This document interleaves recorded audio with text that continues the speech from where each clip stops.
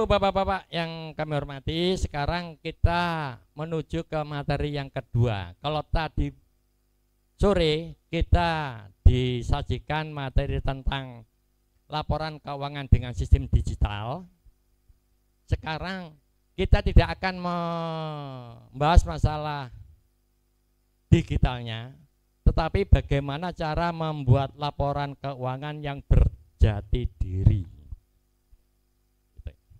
Betul, jati diri koperasi berarti kita mengenal 3 hal. 1, apa itu koperasi? 2, apa itu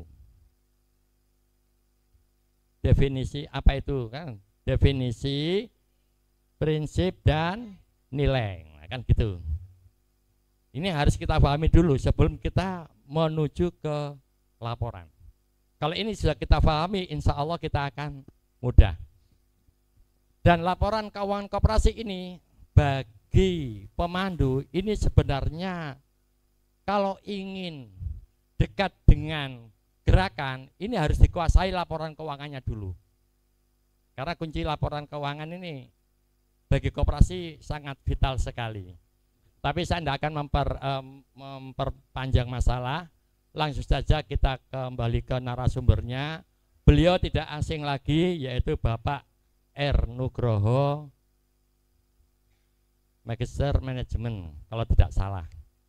Beliau sekarang di samping sekretaris Dekopinwil dan juga sekretaris DKPRI Provinsi Jawa Timur dan juga jabatan yang lainnya seambrek. Seambrek itu bahasa Indonesianya apa, Pak?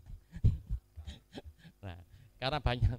Hari ini, saat ini di Blitar beliau adalah ketua panitia pelaksana Harkop ke-76 untuk tingkat Jawa Timur. Beliau kan gitu.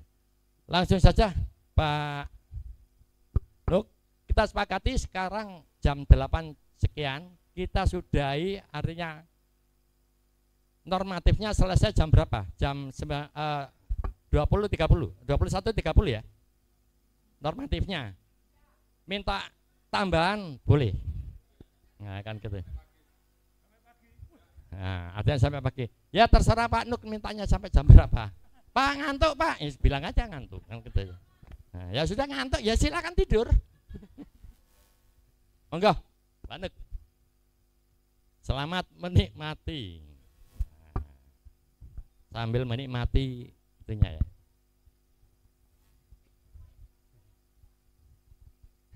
Rekan-rekan sekalian, Assalamualaikum warahmatullahi wabarakatuh. Selamat malam. Mudah-mudahan kita masih diberi kekuatan, paling enggak ngantuk gitu loh. Karena ada ronde yang belum, monggo rondenya. Baiklah,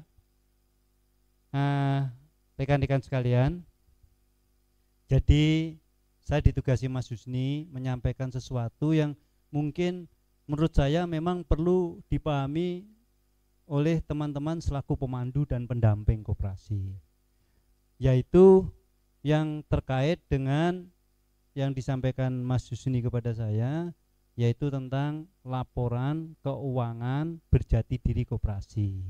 Laporan keuangan kan banyak, ada yang PT, ada laporan keuangan bank, ada laporan keuangan koperasi. Kalau tadi dengan Bu Ola kita banyak berbincang tentang laporan keuangan tetapi dengan prinsip-prinsip perbankan. Nah, sekarang kita ingin bicara tentang atau mendiskusikan bersama-sama tentang laporan keuangan tapi yang berjadi diri koperasi.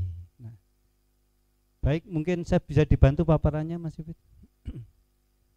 Nah, jadi kita pola ini sesuai yang disampaikan ke saya oleh Mas Husni, pola laporan keuangan koperasi pasca diundangkannya PP 7.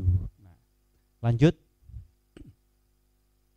Nah, satu hal yang gini, rekan-rekan selaku pemandu itu kan salah satu tugasnya bagaimana mempertahankan, gitu, mensosialisasikan dan tetap menggaungkan prinsip dan nilai koperasi. Nah, prinsip dan nilai koperasi itu kita bisa melihat dari berbagai aspek. Salah satu hal yang saya ingin sampaikan pada malam hari ini tentang laporan keuangan. Abstraksinya, laporan keuangan itu sebetulnya adalah wujud kasat mata dari pelaksanaan prinsip dan nilai koperasi. Tidak dalam tataran filosofis, tidak dalam tataran wacana atau ideologi dan lain-lain, tetapi justru bagaimana melaksanakan nilai dan prinsip koperasi dalam hal yang membumi, dalam kegiatan keseharian pengelolaan koperasi. Salah satunya yaitu laporan keuangan koperasi. Jadi laporan keuangan koperasi itu kita bisa melihat dari sisi dari sisi formanya. Laporan keuangan koperasi itu memang laporan keuangan yang dilakukan oleh sebuah entitas sebagaimana umumnya. Tetapi ada satu hal yang mungkin perlu kita diskusikan malam ini, yaitu laporan keuangan koperasi ini sebetulnya ketika kita melaksanakan prinsip dan nilai koperasi, salah satunya kita harus melaksanakan laporan keuangan koperasi. Kalau kita bicara nilai dan prinsip koperasi, tetapi kita tidak pernah membuat laporan keuangan yang berjati diri koperasi, sebetulnya kita belum menerapkan nilai dan prinsip itu secara nyata, secara kasat mata. Kita masih berkutak-kutik di dalam wacana, di dalam cita-cita, di dalam semangat, tetapi realnya gimana? Nah, real itu banyak, salah satunya membuat laporan keuangan yang berjati diri koperasi. Lanjut Mas Iwit. Nah, sekarang saya ingin sampaikan prinsip-prinsip yang mestinya harus kita pahami ketika kita jadi pemandu, kita jadi pendamping teman-teman penggiat koperasi. Ketika membuat laporan keuangan, ada 4 prinsip yang sebetulnya perlu kita sampaikan kepada rekan-rekan penggiat koperasi, termasuk bagaimana kita mendampingi untuk menjelaskan ini. Jadi laporan kegiatan usaha koperasi itu pada dasarnya adalah sebuah laporan keuangan yang menyajikan pencatatan arus kas keluar dan arus kas masuk, sederhana sebetulnya. Seperti yang dilakukan oleh Pak Marianto juga dari Pacitan dan lain-lain. Itu sebenarnya sederhana. Jadi laporan keuangan itu sebetulnya ya mencatat arus masuk kas dan arus keluar kas. Hanya itu aja sebetulnya. Sama di bank, di PT, tapi ada sesuatu yang memang membuat laporan keuangan berjati diri koperasi itu menjadi beda. Kalau kita membuat laporan keuangan itu dengan semangat untuk menerapkan nilai dan prinsip koperasi. Nah, ada 4 ini yang mungkin harus kita lakukan dan yang ini saya sampaikan. Pertama, laporan arus kas laporan arus kas keluar dan arus kas masuk dalam rangka membuat laporan keuangan koperasi itu, yang pertama harus laporan itu menunjukkan, melaporkan kegiatan menghimpun modal usaha dan modal kerja pada usaha koperasi. Ini, nah, menghimpun modal kerja dan modal usaha koperasi ini tidak sama dengan menghimpun modal dan menghimpun modal usaha dan modal kerja pada PT ataupun bank lain. Berbeda lah, ini yang harus kita lakukan. Kita sebagai pendamping, tentunya kita sebagai pejuang yang mempunyai tugas bagaimana memberdayakan, mencerdaskan para pegiat koperasi. Nah, jadi menghimpun modal usaha dan modal kerja sama, tetapi modal usaha dan modal kerja pada usaha koperasi, bukan modal usaha atau modal kerja pada usaha perbankan, bukan modal usaha atau modal kerja pada usaha PT. Ini yang berbeda. Ini prinsipnya. Yang kedua, pembiayaan kegiatan usaha koperasi ini harus ditampilkan di laporan. Semua usaha itu harus ada pembiayaannya. Di bank itu juga ada pembiayaan kegiatan usaha perbankan. Di PT juga ada. Nah, sekarang pembiayaan kegiatan usaha koperasi itu bagaimana? Itu ada nilai dan prinsipnya yang tidak bisa digebyah-uyah wis podo karo bank, nggak bisa. Non sewu, saya tidak tadi koreksi ke Bu Ula, tapi saya sedikit galau ketika Bu Ula menyampaikan bahwa usaha simpan pinjam itu jane prinsipnya podoe karo usaha perbankan. Menurut saya kok enggak ya. Tapi kita enggak usah mencari siapa yang salah, siapa yang benar. Tapi itu kegalauan saya. Yang ketiga, memperhitungkan akhir usaha koperasi baik dalam transaksi pelayanan dan transaksi bisnis. Ini yang lain. Laporan keuangan di luar koperasi itu hanya melaporkan perhitungan akhir usaha dari transaksi bisnis yang namanya laba rugi atau di istilah kita ada SHU. Tetapi kalau di koperasi selain transaksi bisnis juga transaksi pelayanan. Ini yang harus kita pahami untuk mendampingi teman-teman pengurus atau pegiat koperasi di lapangan. Yang ketiga, menyampaikan perkembangan sumber permodalan yang dimiliki. Nah, sumber permodalan yang dimiliki di koperasi itu juga lain dengan sumber permodalan yang dimiliki oleh bank. Nah, di laporan keuangannya nanti kita akan lihat laporan keuangan tentang sumber permodalan yang dimiliki itu sumber permodalan sesuai nilai dan prinsip koperasi atau sesuai dengan perbankan. Ini akan dilihat. Nah, inilah sebetulnya 4 hal ini yang menjadi roh daripada laporan keuangan koperasi. Lanjut Mas Yufid. Nah, bentuk penyajiannya sama. Pertama, laporan posisi keuangan atau neraca, sama kan? Di mana-mana sama. Ada laporan laba rugi, sama kan? Kalau di kita istilahnya sisa hasil usaha. Nah, ada laporan perubahan ekuitas, sama kan? Ada laporan arus kas, sama. Tapi ada ini yang enggak sama. Laporan saldo sumber pembiayaan yang disetorkan anggota. Ini tambahan. Jadi sebetulnya kalau kita mau konsekuen dengan nilai prinsip koperasi, laporan keuangan koperasi itu formatnya atau naskahnya ada 1, 2, 3, 4, 5. Tetap 5. 6 ini kan catatan atas laporan keuangan sebagaimana isakat. Tetapi ini yang tidak pernah ada.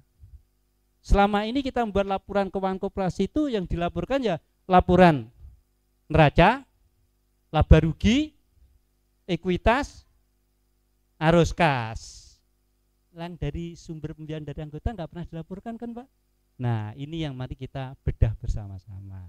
Jadi kalau saya melihat mungkin sebagai pendamping ada laporan keuangan koperasi ndak enek ikine, pasti itu nggak berjati diri koperasi. Pasti nanti kita buktikan bersama-sama. Baik, mungkin bisa lanjut. Nah, sekarang hal-hal yang perlu dipahami secara substansi dalam pembuatan laporan keuangan koperasi. Laporan keuangan koperasi itu ada hal yang perlu dipahami yang membuat bahwa laporan itu memang laporan berjati diri koperasi. Nah, pertama, harus laporan itu akhirnya bisa dibaca apa jenis transaksi yang ada di koperasi. Jenis transaksi di koperasi itu apa? Nanti saya akan sampaikan. Yang kedua, pihak-pihak yang terlibat dalam transaksi koperasi itu akan muncul di laporan keuangannya. Nah, terus prinsip tata kelola usahanya koperasi, kegiatan pencatatan dan pengakuan arus kas, non kas yang keluar dan masuk sebagaimana tadi bentuk laporan. Yang kelima, naskah laporan keuangan koperasi yang terdiri 5 itu. Ini sebetulnya hal yang perlu dipahami. Nah, memang malam ini kita tidak diskusi bersama-sama untuk membuat laporan keuangan koperasi, tetapi prinsip-prinsip yang harus kita pegang. Nah, mungkin bisa ditindaklanjuti, mungkin lewat Mas Husni kita akan ketemu lagi belajar bagaimana membuat laporan pembukuan koperasi. Nah, laporan pembukuan koperasi ini secara teknis kita bisa pelajari supaya mudah, ada aplikasinya yang sudah disiapkan juga oleh Mas Husni yang kita kenal dengan Sikadu. Nah, gitu. Nah, memang Sikadu nanti juga akan berubah menyesuaikan bagaimana sistem itu sesuai untuk mewujudkan membuat laporan keuangan secara digitalisasi tapi yang berjati diri koperasi. Mungkin lanjut.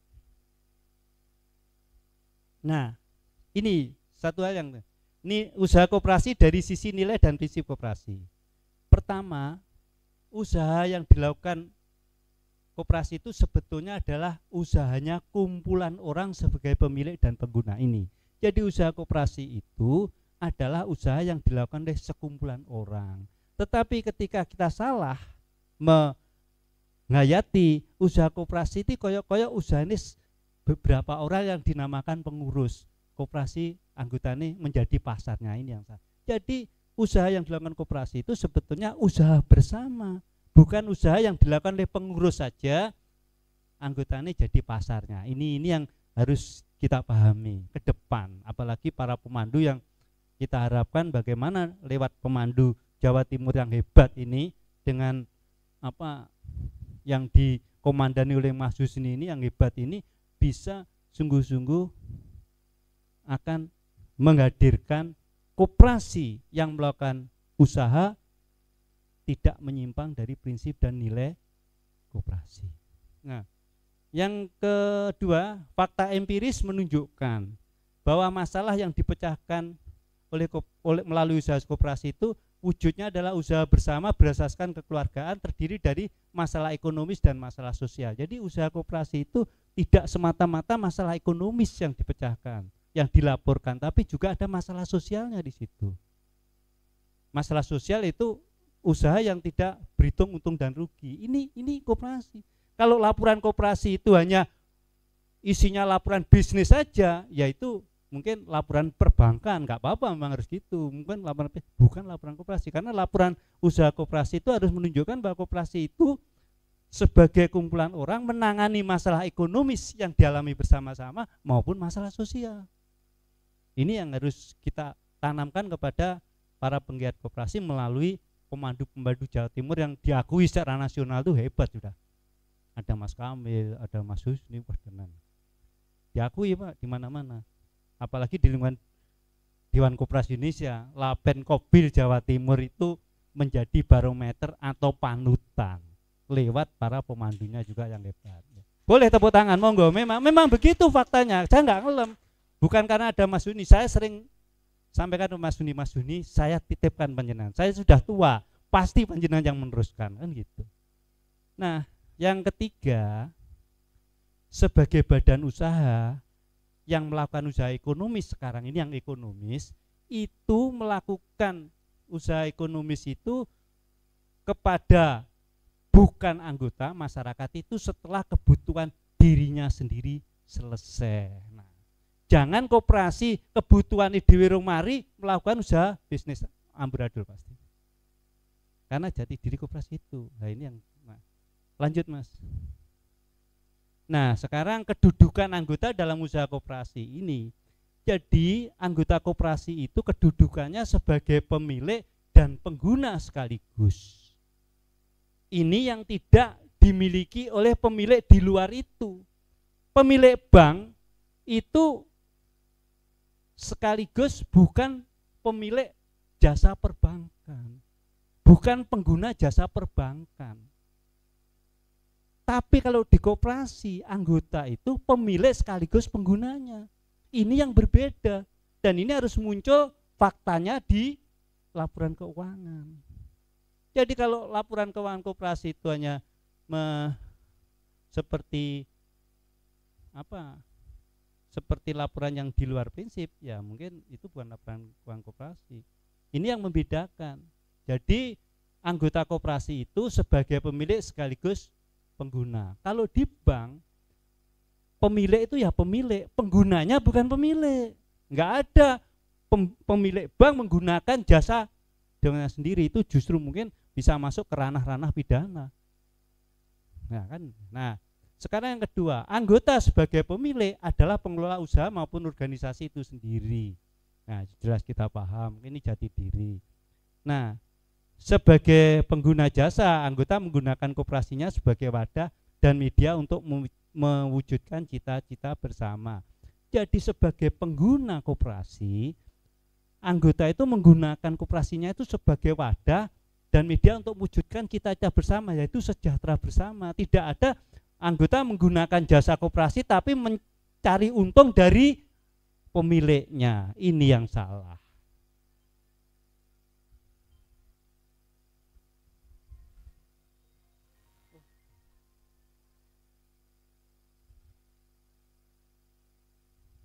Nah, anggota ini Bapak, ini yang penting menurut saya ya. Nanti kita anggota itu di di dalam usaha koperasi anggota itu menghidupkan usaha koperasi.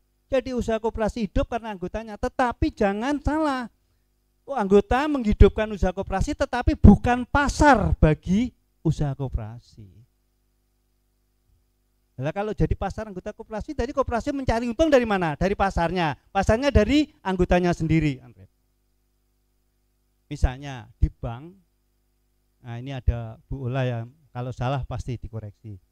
Dan mungkin kita akan bisa mendapatkan masukan dari beliau karena beliau memang ahlinya di perbankan. Bank itu ketika orang mencari pinjaman di bank itu meminjam uangnya sendiri atau minjam uang orang lain sebetulnya? Orang lain. Kalau di usaha simpan pinjam kita meminjam di lingkungan kita dalam wadah usaha simpan pinjam itu minjam uangnya siapa? Uangnya sendiri. Nah, ini satu hal yang prinsip dan merupakan nilai yang harus kita pahami. Jadi jangan kita mengelola usaha simpan pinjam tetapi anggota yang pinjam itu dianggap sebagai nasabah seperti bank lain. Hubungan bank dengan nasabahnya tidak bisa disamakan dengan hubungan koperasi dengan anggotanya. Nah, ini akan muncul di mana? Di laporan keuangan. Nah, terus sekarang gini, yang ketiga. Udah, ini saya pikir sudah cukup. Jadi anggota itu menghidupkan usaha koperasi, tetapi bukan pasar bagi koperasi itu sendiri. Baik, nanti kita diskusikan ya lama-lama. Lanjut Mas Vivit. Saya ada filenya, mungkin nanti bisa disebar ya, nggak apa-apa. Ya, ada filenya. Dan file ini bebas lah. Ini kan ora didol larang, ya ini kan untuk kita bersama kan gitu ya. Nah, sekarang kegiatan usaha koperasi dalam kehidupan keseharian. Ini fakta empiris. Saya di sini bukan pakar, saya di sini bukan ahlinya, tetapi saya praktisi seperti bapak-bapak dan ibu-ibu. Nah, kegiatan usaha koperasi dalam kehidupan keseharian. Secara faktual kita lihat. Dari fakta empiris, usaha koperasi itu kalau kita melihat fakta empiris di lapangan, itu yang pertama itu untuk memenuhi kebutuhan anggota sebagai usaha utamanya. Iya kan? Kalau kita lihat secara empiris, koperasi itu melakukan usaha itu sebetulnya untuk melayani kebutuhannya sendiri kan gitu. Kan tidak ada yang dagang atau melakukan transaksi bisnis dan lain-lain. Yang pertama secara empiris kita alami sendiri bahwa koperasi itu secara usaha koperasi itu dari fakta empiris di hadapan kita sehari-hari, yang pertama untuk memenuhi kebutuhan anggota, untuk memenuhi kebutuhan dirinya sendiri kan itu. Ya kan fakta empirisnya. Monggo. Diakui atau tidak, jujur atau tidak, itu yang terjadi sebetulnya. Dan itu harus muncul di laporan keuangan kita nanti. Bahwa laporan keuangan kita itu yang melaporkan kas masuk, kas keluar itu sebetulnya intinya terjadi untuk memenuhi kebutuhan anggotanya sendiri. Ini transaksi, ini adalah fakta empiris yang mau nggak mau panjang dia sehari-hari. Tetapi kemudian ketika fakta empiris yang menunjukkan bahwa memenuhi kebutuhan anggota ini sudah cukup, maka dilanjutkan memenuhi kebutuhan masyarakat bukan anggota sebagai pengembangan usaha seiring kemampuan koperasi. Itu fakta empirisnya. Apakah fakta empiris ini ada muncul di laporan keuangan koperasi saat ini? Ya, saya nggak tahu. Ya, monggo kita lihat di lapangan. Nah, sekarang terkait dengan yang disampaikan Mas Husni, saya harus menyampaikan PP7. Nah, di PP7 ini baru sekarang dengan adanya peraturan pemerintah nomor 7 tahun 2021 sebagai peraturan turunan dari Undang-Undang Ciptaker yang direvisi dengan Perpu 2 yang sekarang disahkan menjadi Undang-Undang nomor 4, itu merupakan ada dua transaksi koperasi itu. Transaksi sesama anggota dalam wadah koperasi yang disebut transaksi pelayanan. Jadi yang secara empiris yang dimaksud memenuhi kebutuhan anggota sebagai usaha utama, tujuan pendirian koperasi itu kan untuk melayani dirinya sendiri kan Pak. Ini yang di undang-undang atau di PP atau di regulasi disebut transaksi pelayanan. Berikutnya ketika kebutuhan diri sendiri sudah selesai melayani kebutuhan masyarakat, menurut regulasi yang sekarang ini disebut transaksi bisnis. Nah, saya ingin ingatkan, koperasi itu didirikan itu sebetulnya awalnya tidak untuk bisnis. Panjang lihat, Mas Kamil mesti sudah besok. Baik mulai dulu di Rekodel, di Jerman, di Swiss itu, koperasi itu dibangun itu sebetulnya tujuannya bukan untuk bisnis, tapi untuk apa? Gerakan saling tolong menolong. Ketika seseorang mempunyai masalah tidak mampu mengatasi, yang mempunyai masalah sama berkumpul, mempunyai masalah sama berhimpun bersama-sama, membangun kekuatan bersama-sama untuk mengatasi masalah itu bersama. Tidak berbisnis, nggak ada ceritanya koperasi itu dibangun untuk berbisnis. Kalau koperasi dibangun untuk berbisnis itu mendirikan PT, ya kan? Tapi kita kadang-kadang kan begitu, mendorong koperasi dibangun mindsetnya untuk bisnis. Nah ini yang salah. Koperasi itu dibangun, didirikan awalnya itu bukan untuk bisnis. Itu koperasi dibangun itu ketika fakta empirisnya seseorang nggak ada artinya, ya, menjadi sekelompok lidi menjadi kekuatan. Nah karena itu koperasi selalu dikatakan bahwa koperasi itu merupakan kumpulan orang yang mempunyai masalah sama, menghimpun kekuatan secara bersama-sama untuk memecahkan masalah itu bersama-sama dengan tujuan akhir sejahtera bersama-sama itu sebenarnya. Dan itu dipegang hari ini, jangan berubah. Kalau itu berubah ya koperasi bukan lagi koperasi. Itu tujuan koperasi. Dan ketika siapa? Patih Wiro Mojo ya tahun 1895 di Purwokerto mendirikan koperasi di Indonesia, ide pertama kali itu tujuannya bukan untuk berbisnis. Pada waktu itu ceritanya, ya saya belum lahir ya Mas Kamil ya, itu ceritanya itu para priayi yang mengalami kesulitan ekonomi karena jabatan rentenir itu berkumpul bersama-sama, menghimpun kekuatan bersama-sama, timbang nyilih rentenir, ayo menghimpun bersama-sama, memecahkan bersama. Itu tujuannya. Jadi koperasi itu awalnya itu gerakan saling tolong-menolong dan itu harus dipegang sampai hari ini. Jangan sampai koperasi itu lepas dari koridornya. Koperasi tetap transaksi, koperasi itu gerakan saling tolong-menolong. Ini saya bukan romantika atau terlalu apa ya? Terlalu idealis, bukan, tapi itu harus dipakai. Nah, kalau koperasi nggak dipakai, koperasi dibangun untuk bisnis, ya sudah, apa artinya dengan PT? Dan lagi koperasi itu ketika dibangun itu tidak modal yang dikumpulkan, tapi orang-orang yang punya masalah sama berkumpul. Jadi kumpulan orang itu harus dipegang. Jangan sampai koperasi itu kumpulan modal, itu sudah lain, itu PT, itu bank. Nah kadang-kadang kita nggak sadar mendorong koperasi sebagai kumpulan modal. Iya apa enggak ya? Ya kita nggak tahu. Yang penting jangan ada dusta di antara kita. Gitu kan Pak? Kita sebagai pemandu bagaimana nanti kita membangun mindset koperasi ke depan. Karena amanatnya itu adalah koperasi sebagai sistem ekonomi Indonesia yang diperjuangkan mulai siapa? Bung Hatta, Bung Karno dan lain-lain. Dan itu sampai sekarang masih tercatat sebagai amanat konstitusi. Oke. Monggo, ini kita pemandu, kita bicara idealis tapi sebetulnya itu yang harusnya kita internalisasikan kepada para penggiat koperasi melalui pemandu yang tangguh-tangguh ini gitu loh Pak. Yang visioner, misioner, itu koperasi yang harus dibangun ke depan. Nah, caranya sederhana, lewat bagaimana kita mencerdaskan anggota koperasi melalui membuat laporan keuangan yang berjati diri. Nah, lanjut Mas Ifit. Nah, sekarang ada dua nilai strategis sebetulnya menurut saya terkait dengan laporan keuangan berjati diri koperasi. Yang pertama, nilai strategisnya dalam pola laporan keuangan koperasi itu pertama itu menampilkan secara faktual laporan transaksi koperasi yaitu transaksi pelayanan dan transaksi bisnis sebagaimana diatur di regulasi saat ini. Jadi kalau ada laporan keuangan koperasi tidak menampilkan dua transaksi ini, ya kita mesti harus tanda tanya. Dan kita harus jujur. Hari ini banyak kritik laporan keuangan koperasi itu amburadul dibanding karo laporan bank diguyu. Karena kadang-kadang laporan keuangan koperasi itu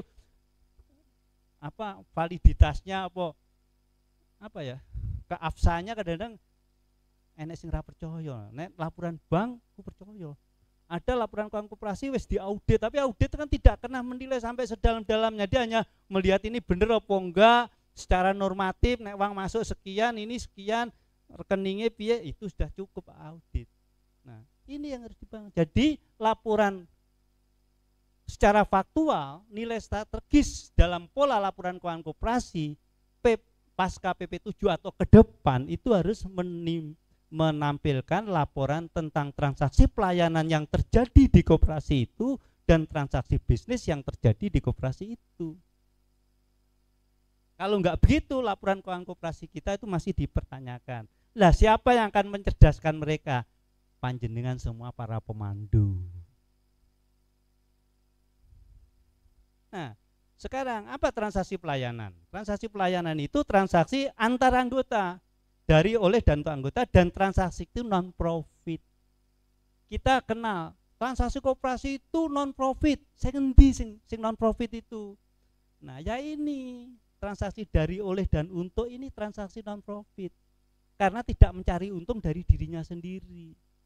Enggak ada koperasi itu mencari untung dari anggotanya, itu enggak masuk akal. Enggak ada bank itu mencari untung dari pemiliknya. Enggak ada PT itu mencari untung dari pemiliknya. Nah, nek koperasi mencari untung dari pemiliknya sendiri. Ini yang enggak masuk akal. Ini yang kadang-kadang ditertawakan. Lu ngono kuwi jati diri koperasi. Jane koperasi iki bisnis apa enggak bisnis enggak jelas dari laporan keuangannya. Nah, lewat para pemandu ini mudah-mudahan khususnya Jawa Timur akan hadir koperasi-koperasi yang berjati diri melalui laporan keuangan.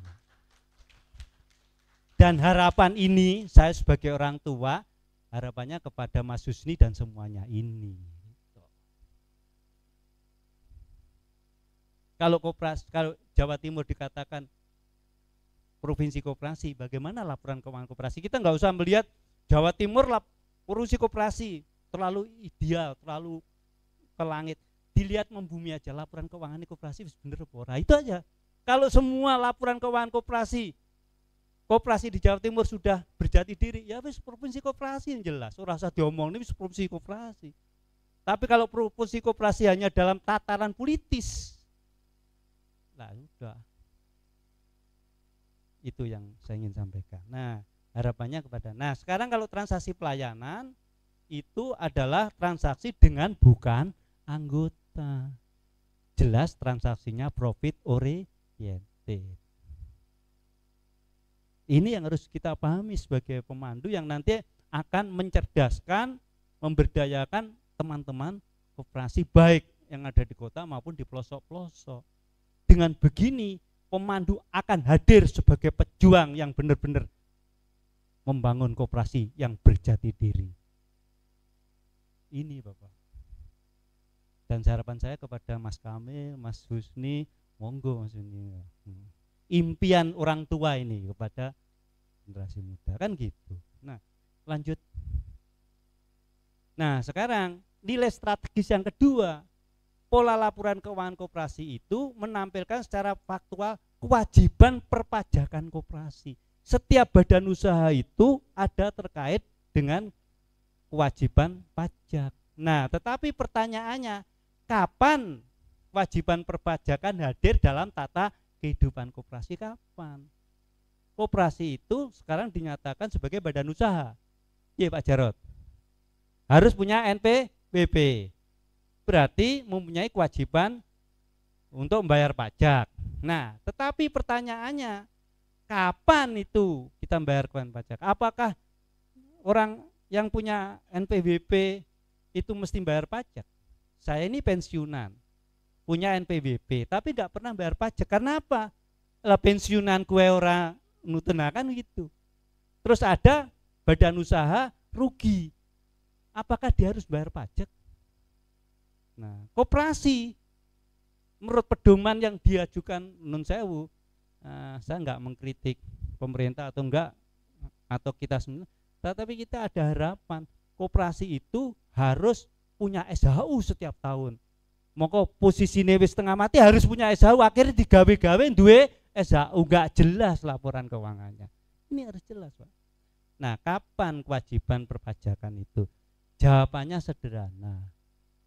Ketika usaha yang dilakukan koperasi menghasilkan objek pajak, sebagaimana berlaku pada badan usaha di luar koperasi. Sama sebetulnya, semua badan usaha itu, koperasi, PT dan lain-lain, ketika transaksi usahanya itu menghasilkan objek pajak, dia harus bayar pajak. Nah, kapan kita bayar pajak? Monggo lanjut Mas Ifit. Nah, sekarang saya ingin bicara dulu transaksi pelayanan. Saya enggak bicara banyak teorinya karena memang panjenengan saya yakin juga sudah paham semua, seperti Mas Kamil, Mas Husni ya sudah, Mas Adin barang itu ahli sebenarnya. Saya hanya ingin mengingatkan. Ada satu pernyataan di dalam naskah putusan Mahkamah Konstitusi nomor 28 tahun 2013. Ini disebutkan di sana, koperasi bukanlah PT yang diberi nama koperasi. Ada enggak PT yang dinama koperasi? Enggak ada. Ada apa enggak? Nah, monggo, yang penting jangan ada dusta di antara kita. Jenenge praktek PT tapi jenenge koperasi. Ada enggak gitu itu ya kan? Insya Allah, tapi jangan dijawab. Pokoknya jangan ada dusta di antara kita, karena para pemandu itu juga tahu medan binaannya. Niku anak koperasi yang wis ngerti jan. Iya kan? Nah, sekarang saya ingin sampaikan, ada naskah putusan banyak memang, tapi saya ambil satu keputusan. Memang banyak putusan yang terkait dengan koperasi, tapi saya ambil satu putusan ini. Koperasi bukanlah PT yang diberi nama koperasi. Ini keputusan Mahkamah Konstitusi.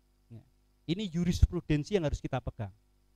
Pemilik PT adalah para pemegang saham dan pelanggan PT adalah para konsumennya yang membeli barang dan jasa dari PT itu. Namun koperasi sangat berbeda. Pemilik koperasi adalah juga pelanggannya sendiri. Oleh karena itu, kalau PT berusaha mencari laba yang dipungut dari para pelanggannya, maka koperasi tidak masuk akal mencari laba dari dirinya sendiri. Walaupun itu sering kita lakukan. Opone sing bimbing pemandu. Lah. Ini keputusan jurisprudensi. Oleh karena itu, kalau PT berusaha mencari laba yang dipungut dari para pelanggannya, maka koperasi tidak mencari laba karena tidak masuk akal memungut laba pada diri sendiri. Karena pelanggan adalah sekaligus pemilik yang sama. Karena itu tadi saya sampaikan, anggota itu menghidupkan usaha koperasi, tapi bukan pasarnya koperasi.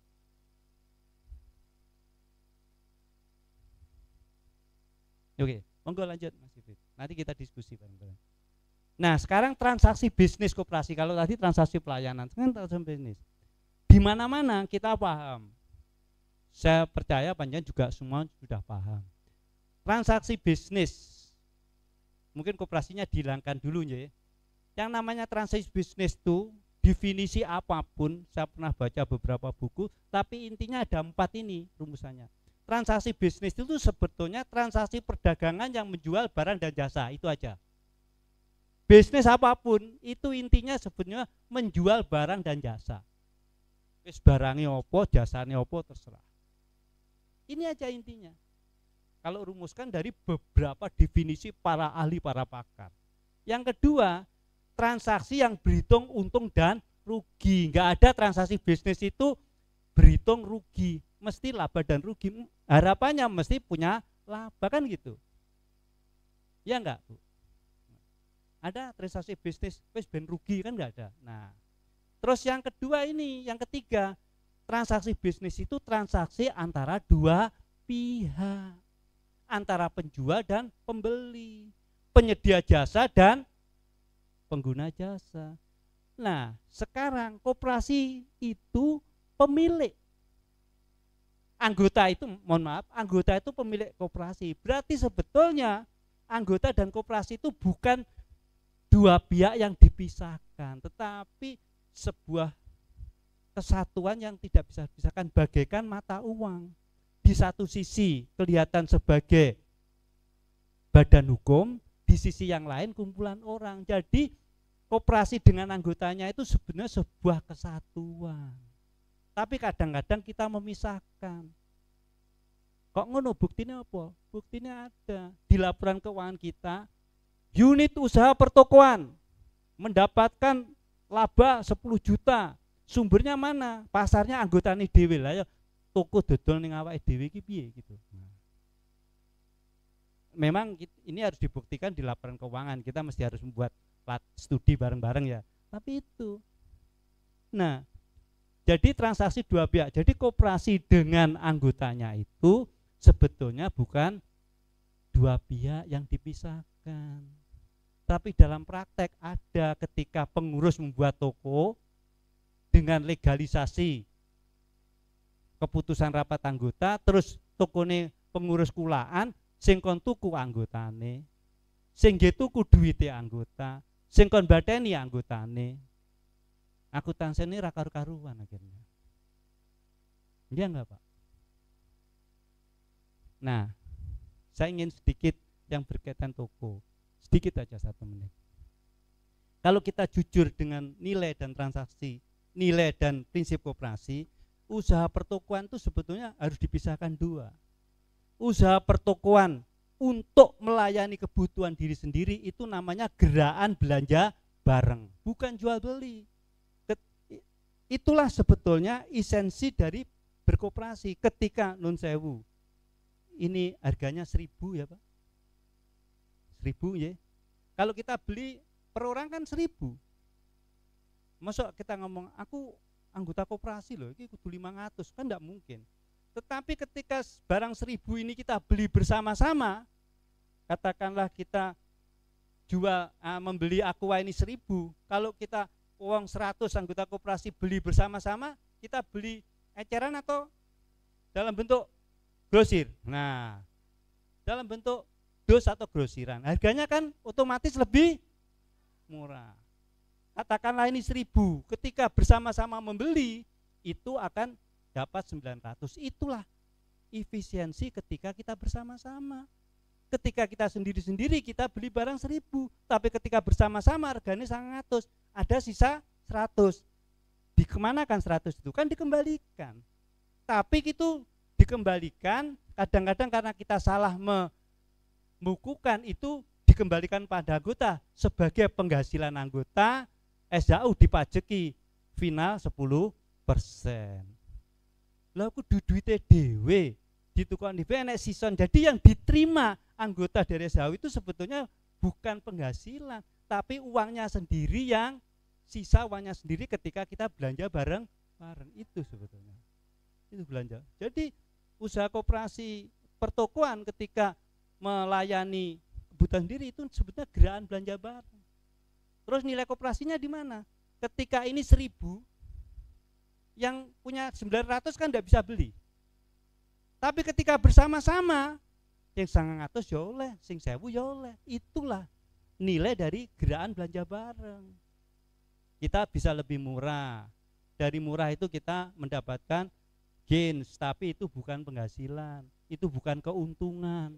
Tapi kalau kita salah membukukan, itu keuntungan katanya. Sumbernya dari anggota, mencari untung dari dirinya sendiri yang tidak pernah ada di lembaga-lembaga yang lain. Aneh koperasi ini. Cari untung dari dirinya sendiri, kan itu Pak. Oke. Nah, sekarang transaksi yang menghasilkan objek pajak yang disebut penghasilan. Jadi transaksi bisnis itu sebetulnya transaksi yang nantinya kalau kita lakukan dengan bagus, transaksi bisnis itu akan menghasilkan objek pajak yang disebut penghasilan. Nah, tidak bagus memang rugi, tapi nah, inilah transaksi bisnis. Nah, kalau itu dilakukan di koperasi, berarti koperasi melakukan transaksi perdagangan menjual barang dan jasa. Oke, clear kan? Lalu koperasi berhitung untung dan rugi. Nah, lalu koperasi melakukan transaksi antara dua pihak. Dua pihak itu siapa? Koperasi dengan bukan anggota. Kalau koperasi bertransaksi dengan anggotanya sendiri dianggap bisnis, itu kesalahan pemahaman yang harus dibongkar lagi. Walaupun itu sudah berlaku bertahun-tahun. Salah kaprah, tidak ada yang membetulkan menjadi sebuah kebenaran. Ketika dibenarkan ade galo, kayak salah, moko ya sing ade iki yang salah iku. Jadi transaksi bisnis itu dua pihak.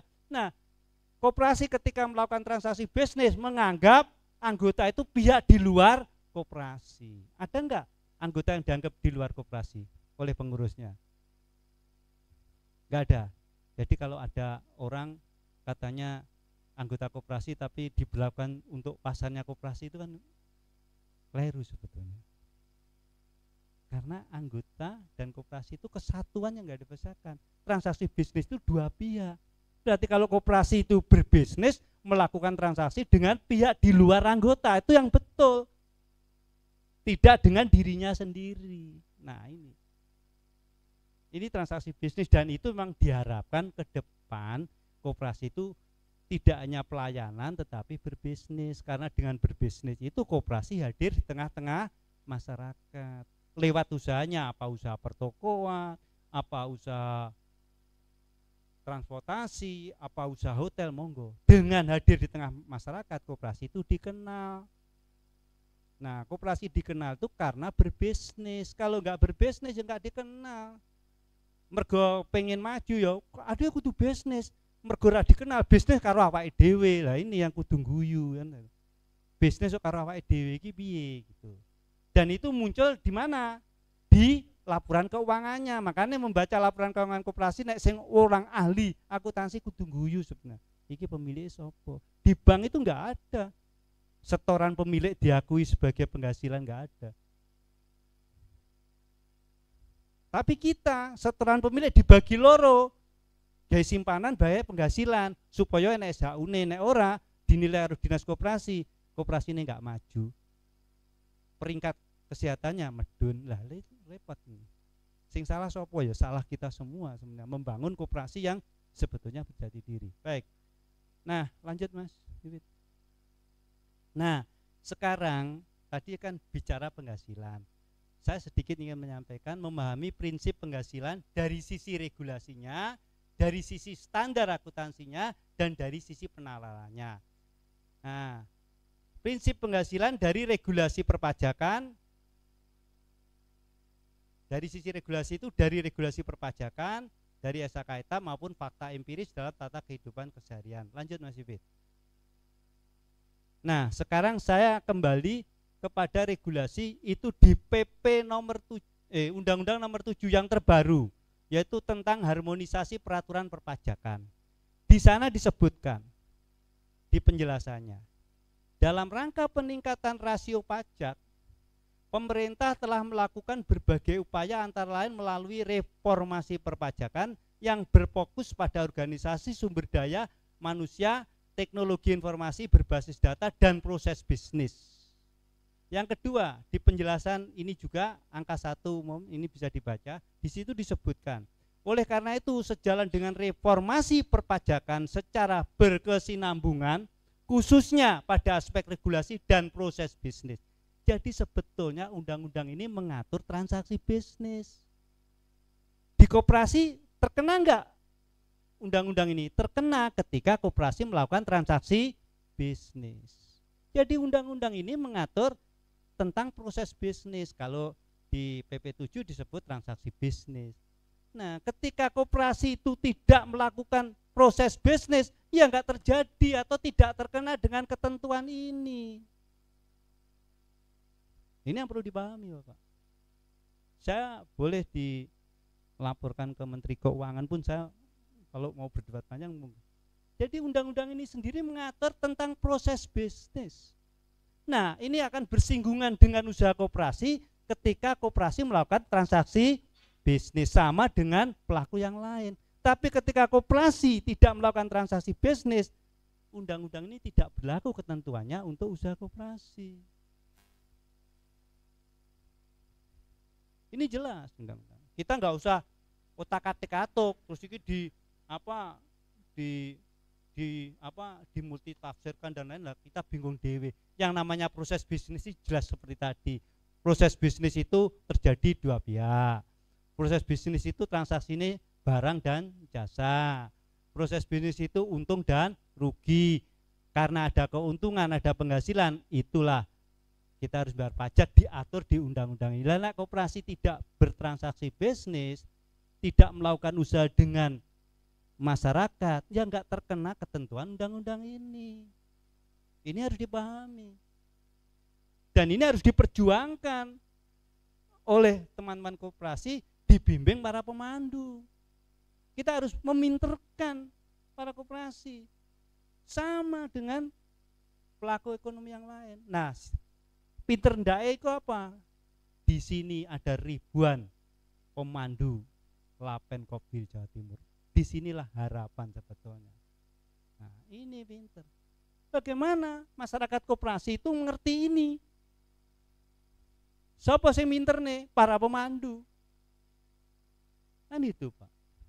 Sekarang ini pengurus koperasi apa paham bahwa undang-undang ini hanya ngatur proses bisnis? Gak ngerti kan? Karena pemandunya nggak pernah ngajari.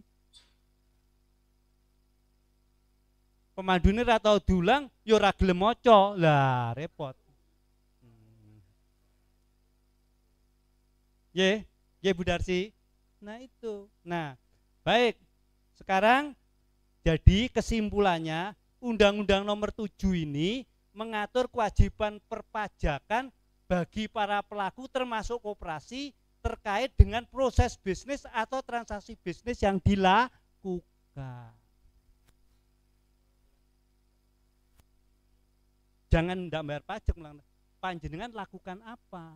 Kalau panjenengan tidak berbisnis, laporan keuangannya dibuat yang bagus, di situ ada objek pajaknya enggak? Kalau udah ada objek pajaknya berarti enggak bayar pajak. Jadi saya tidak pernah mengajari jangan bayar pajak loh. Tapi saya ngajari membuat laporan keuangan yang rigid, yang benar-benar sesuai prinsip dan nilai, baik dari regulasinya, dari standar akuntansinya maupun penalarannya. Nah dari situ kita lihat laporan keuangannya. Loh, oh memang nggak ada objek pajak yang ditemukan di laporan keuangan ini. Ya wis ora bayar pajak. Lah apa nggak buat SPT? Tetap buat SPT. Pendapatan nihil. Boleh nggak nulis pendapatan nihil di SPT? Boleh, hanya kita takut. Terus ngarang-ngarang, orang duwe penghasilan barang ngaku duwe penghasilan. Soko duwite dhewe diakui penghasilan. Lah iku repot. Ini yang harus dibongkar ke depan di Jawa Timur melalui para pemandu. Kita cerdaskan para pengurus koperasi. Oke, baik, lanjut Mas. Sekarang pengertian objek penghasilan. Menurut Undang-Undang Nomor 7 ini regulasi. Yang menjadi objek pajak adalah penghasilan. Clear ya? Setuju tak? Nah, tapi ada catatan, yaitu setiap tambahan kemampuan ekonomis yang diterima atau diperoleh wajib pajak. Jadi penghasilan itu yang diterima, bukan yang dimiliki. Ini regulasi, Pak. Kita harus paham benar. Nah, pemahamannya, penghasilan adalah sebuah nilai yang diterima dari luar diri wajib pajak, bukan yang dimiliki wajib pajak. Terus penerimaan penghasilan itu diperoleh dari transaksi bisnis. Gimana Pak? Galau panjenengan? Atau enggak setuju? Galau. Nah, tapi gini, saya pernah berdiskusi beberapa kali saya dengan teman-teman KPP, saya juga pernah dengan pejabat perpajakan dari Kanwil di Surabaya. Dia bela diri juga, gini bela dirinya. Ya enggak bela diri gelut, dia menyatakan pada saya. Waktu di Pasuruan juga nyampaikan saya masih ingat itu, Pak, kok sing disalahnya saya? Saya ini menentukan penghasilan koperasi yang kena pajak itu dasarnya laporan keuangan. Yang panjenengan buat kan? Saya kan tidak pernah membuat laporan keuangan koperasi, tetapi dari laporan keuangan koperasi di situ ada penghasilan sekian. Nah, sesuai peraturan perpajakan, nek penghasilan sakmene kena katakanlah 11%, opo final, opo enggak tak pajeki. Terus bengok-bengok, loh iki duitku dhewe dipajeki. Loh, saya enggak melihat itu duitnya dhewe atau yang menyatakan ini penghasilan siapa? Kok nah, jadi yang salah sapa? Nah, salah dhewe. Nah, kalau misalnya ada anggota yang kritis, sekarang enggak kritis loh ya, terus membaca laporan keuangannya, dia melihat setoran dia sebagai pemilik diakui sebagai penghasilan koperasi, kalau dia protes panjenengan arep piye? Saya enggak mau terima laporan ini karena penghasilannya bersumber dari pemilik saya sendiri. Setoran saya itu diakui sebagai penghasilan, saya enggak mau terima. Ya apa panjenengan sebagai pengurus? Bisa nggak bisa? Kalau ada anggota kritis karena ada dasarnya. Nah, pengurusnya nggak pinter, anggotanya nggak ngerti, ya wes, nggak SPT kleru kabeh. Nah, terus nyalane teman-teman pajak. Saya nggak bilani teman pajak nggak salah, sing salah panjenengan, sing salah Pak Hasim iku.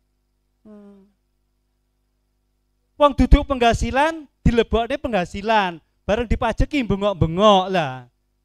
Sing salah bukan teman pajak. Apa? Lah iya kuwi piye? Bu Susi ya piye? Bu Susi ya ngajari saka anggota dadekno penghasilan. Nek ora enek penghasilane, mangkin nek SHU-ne nek pasca peringkatan koperasi berarti jeblok. Lah, itu kan kleru kabeh. Nah, ini yang saya ingin sampaikan. Mohon maaf, saya enggak provokasi loh ya. Saya ingin fakta dan ini kita diskusikan, monggo bareng-bareng. Jadi pemberi penghasilan menjadi penghasilan pajak. Lanjut Mas Sipit. Lanjut. Nah sekarang pengertian penghasilan menurut SHK Etap. SHK Etap itu adalah standar akuntansi keuangan entitas tanpa akuntabilitas publik. SHK Etap ini sebuah standar keuangan yang berlaku untuk koperasi dan berlaku untuk yang lain. Di situ disebutkan di standar SHK Etap memberikan persyaratan tentang penghasilan dan beban. Di situ disebutkan ini ada penghasilan adalah kenaikan manfaat ekonomi selama periode laporan sama dengan undang-undang pajak kan. Nah, dalam bentuk arus masuk bla bla bla bla bla bla, tapi ada catatan sini yang tidak berasal dari kontribusi penanam modal. Penanam modal di koperasi siapa? Nah, berarti setoran dari anggota itu kalau kita pakai standar akuntansi itu tidak pernah dicatat sebagai penghasilan. Panjenengan mencatat sebagai penghasilan separuh, ini penghasilan separuh. Jadi separuh benar, separuh salah. Tambah salah kabeh. Lah iya, iki tambah salah kabeh. Lah ya, jadi gini. Jadi ini kontribusi penanam modal sama dengan beban bla bla bla bla bla yang tidak terkait dengan distribusi kepada penanam modal. Jadi ketika koperasi mengembalikan duit ning nggone anggota iku duwite dhewe, bukan beban. Nah, itu. Baik. Jadi ini. Nah, sekarang lanjut Mas Yufit. Nah, sekarang tadi dari sisi akuntansi, dari sisi regulasi, sekarang dari sisi penalaran logika. Fakta empiris dalam tata kehidupan sehari-hari tidak ada penghasilan yang diterima dari dirinya sendiri. Contohnya, bank itu menerima penghasilan dari mana? Dari nasabah. Alfamart, supermarket terima penghasilan dari mana? Pembeli. Pedagang bakso, TikTok dan lain-lain, usaha mikro, penghasilan dari mana? Dari pelanggannya, dari pembelinya. Bakul ini di pasar, ini dari mana? Dari pelanggannya. Sing aneh koperasi, penghasilan dari dirinya sendiri. Mongko wong pinter-pinter.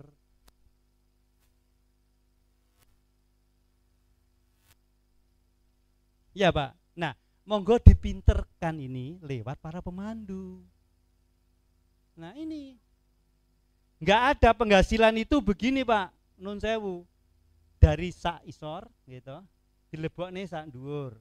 Nek kibek dilebokne peci. Seperti Pak Hasim itu dilebokne peci.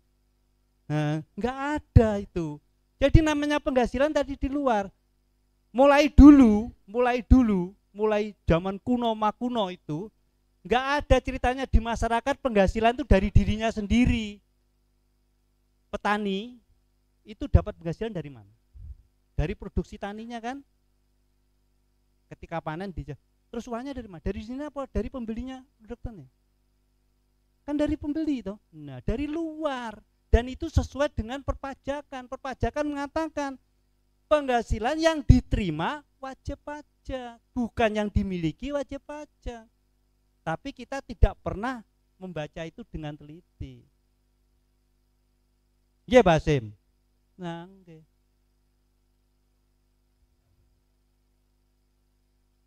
Loh, saya ingin sampaikan, mungkin terjadi gitu, tapi ada praktek yang sudah dilakukan 6 tahun di koperasi yang Habina. 6 tahun Pak sudah melakukan ini. Bukan tidak membayar pajak, tetapi 6 tahun melakukan laporan yang benar. Mana yang pelayanan, mana yang bisnis. Yang pelayanan tidak pernah menghasilkan objek pajak. Yang bisnis baru ada objek pajak, tergantung. Dan itu terjadi 6 tahun. Saya ingin buktikan ada koperasi. Dan itu laporan 6 tahun itu bukan laporan ditutup, didelik nih. Itu dikomunikasikan dengan teman-teman KPP, Pratama dan lain-lain. Kapan-kapan kalau panjenengan ingin mungkin lewat Samsung saya hadirkan koperasi yang sudah melakukan ini untuk cerita. Surat cinta itu sebetulnya bukan surat hukuman, dia menanyakan. Kalau tanya, kalau dulu bayar pajaknya 10.000, saiki kok orang bayar. Surat cinta datang, kita jawab. Jawabnya apa? Pakai laporan keuangan. Dan laporan keuangan panjang dewe yang enggak jelas.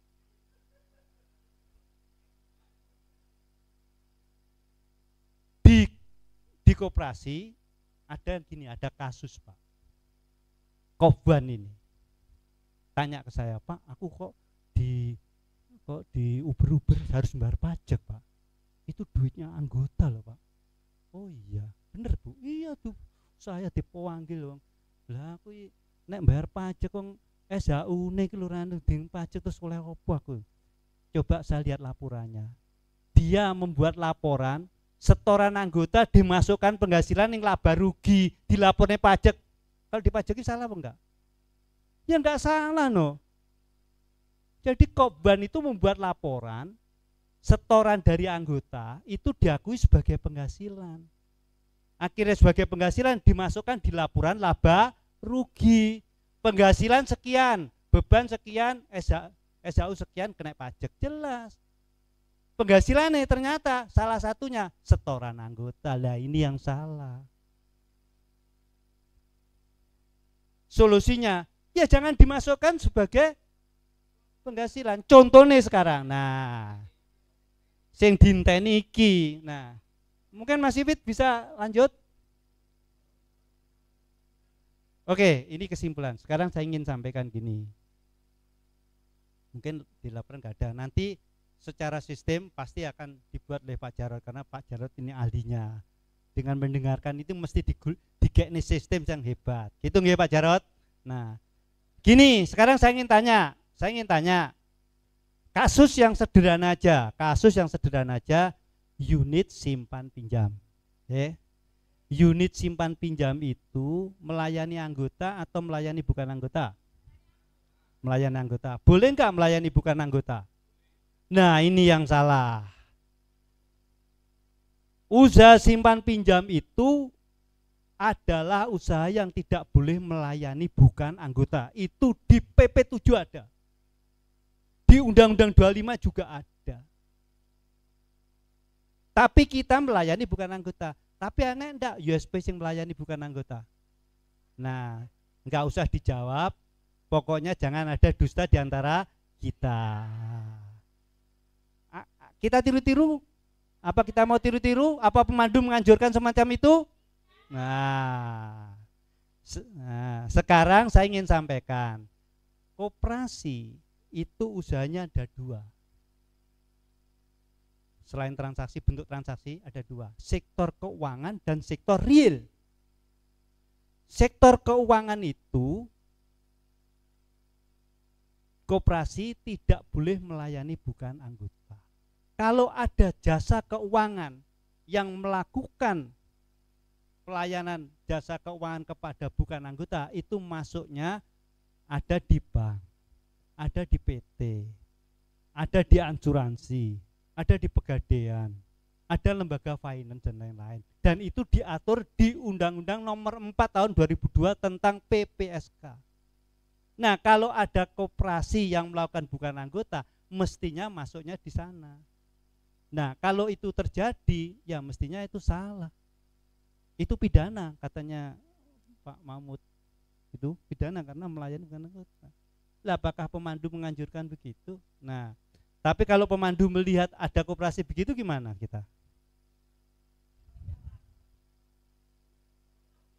Itu raru wis, nggak usah dijawab, jangan duda di antara kita, itu aja.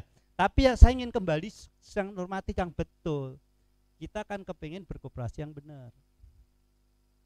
Jadi ketika ada koperasi yang sektor keuangannya melayani bukan anggota, itu sekarang ada undang-undangnya masuk di ranahnya UJK.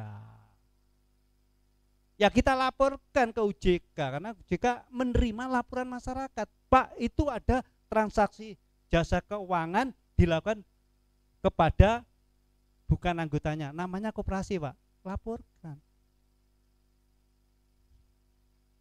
Salah itu memang salah. Ada pidananya loh, Pak. Ada dendanya itu. Nah, sekarang saya nggak kesana kembali ini. Jadi koperasi itu kalau unit simpan pinjam kan dari, oleh, dan untuk. Nah, setiap koperasi, setiap usaha itu kan mesti butuh modal dan butuh biaya, ya kan? Nah, USP itu modalnya dari mana? Dari anggota kan, dari, oleh, dan untuk. Dicatat sebagai apa di situ? Ya, sebagai modal. Dicatat sebagai apa rekeningnya? Ayo, simpanan pokok, simpanan wajib, simpanan yang lain. Nah, modalnya sudah jelas, USP modalnya dari anggota, rekeningnya simpanan pokok, simpanan wajib, dan lain-lain. Sekarang kalau modalnya sudah punya, butuh biaya enggak? Nah, biayanya dari mana? Ayo sekarang tanya, dari mana Ibu? Usaha simpan pinjam itu usaha dari, oleh, dan untuk. Di regulasi namanya transaksi pelayanan. Apapun namanya transaksi pasti butuh modal dan butuh biaya. Modalnya sudah jelas tadi, dicatat sebagai simpan pokok, wajib, dan varian yang lain, monggo gitu. Nah, itu modalnya. Sekarang biayanya dari mana, Bu Umi? Sebentar Pak, saya tanya, Bu, biayanya dari mana? Loh iya, saya tanya sumbernya. Gini, modalnya tadi kan usaha simpan pinjam itu kan dari, oleh, dan untuk. Jelas ya, clear ya. Namanya transaksi pelayanan, clear ya. Menurut undang-undang itu bukan transaksi profit, kan clear ya. Sekarang kita bicara operasionalnya. Usaha simpan pinjam itu butuh modal. Kan butuh modal. Sumbernya modal dari mana? Dari anggota. Ketika setoran anggota untuk modal itu dicatat sebagai simpanan, apapun namanya, itu masih nanti aplikasinya dibuatkan oleh Pak Jarod. Jadi Pak Jarod ketika ada setoran anggota untuk modal itu namanya simpanan, rekeningnya monggo terserah kan. Nah, sekarang kalau sudah punya modal kan butuh biaya. Biayanya sumbernya dari mana? Dari anggota, ya kan? Nah, setoran dari anggota untuk biaya ini kalau kita konsekuen di sini, semua setoran anggota itu tidak pernah diakui sebagai penghasilan. Nah, apa enggak dicatat? Ya tetap dicatat. Dari anggota setor untuk biaya harus dicatat untuk pembiayaan, tapi bukan penghasilan. Dalam praktek 6 tahun yang sudah dilakukan itu dinamakan simpanan pembiayaan. Ini terjadi pada koperasi yang sudah berpraktek. Simpanan pembiayaan. Kenapa dikatakan simpanan? Karena kalau turah dijaluk sisanya, ya kan? Kalau namanya simpanan itu kan boleh diambil karena simpanan itu miliknya penyimpan. Jadi setoran anggota untuk pembiayaan itu harus dicatat, tapi dicatatnya bukan sebagai penghasilan, tapi dicatat sebagai simpanan. Karena simpanan dipakai untuk pembiayaan, dinamakan simpanan pembiayaan. Nenek sisane dibalik nih meneh.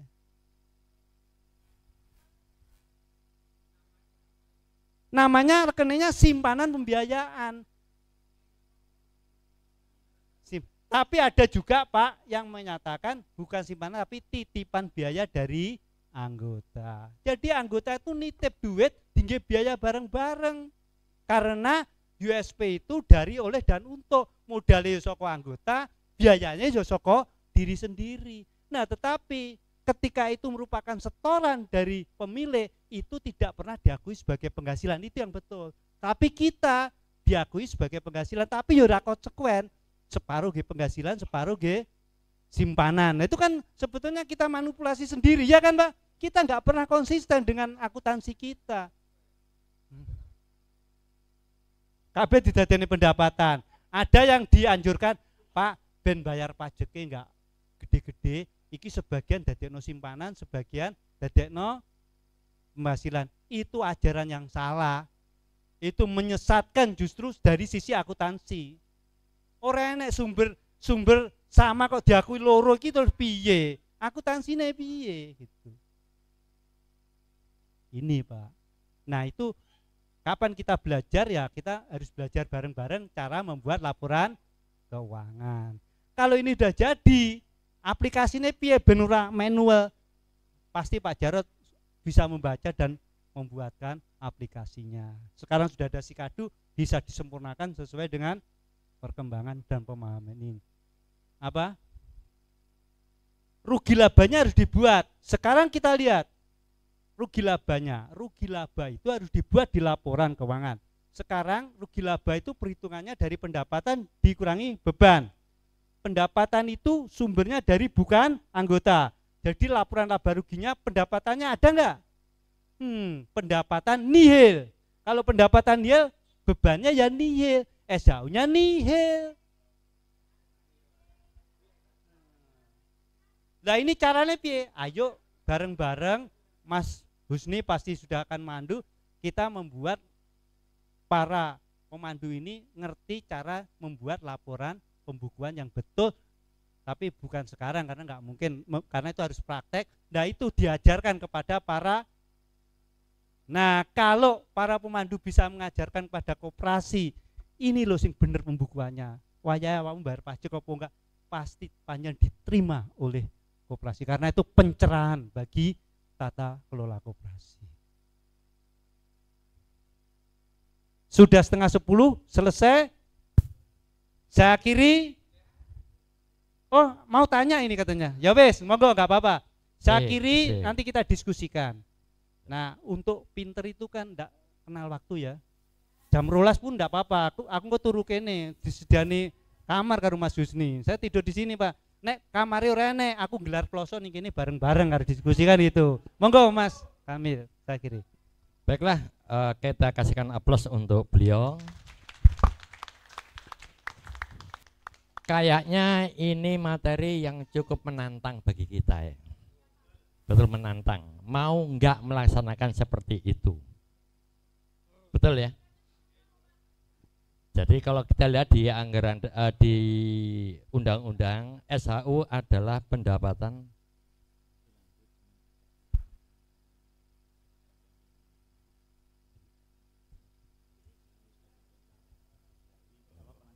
ya. Oke. Jadi ini nanti kontradiktif. Kalau saya sendiri mengatakan kontradiktif dengan pengertian SHU yang ada di undang-undang. Undang-undang menyebutkan SHU adalah pendapatan dikurangi biaya, muncul SHU. Nah, nanti ditanyakan juga apakah itu SHU-nya yang dimaksud. Nah, kan gitu. Apakah yang dimaksud adalah termasuk laba ruginya? Gitu. Oke. Kita lanjut. Pak Asim tadi disebutkan, oke, satu Pak Asim, ada lagi Bapak siapa? Pak Asim, Pak Anto sama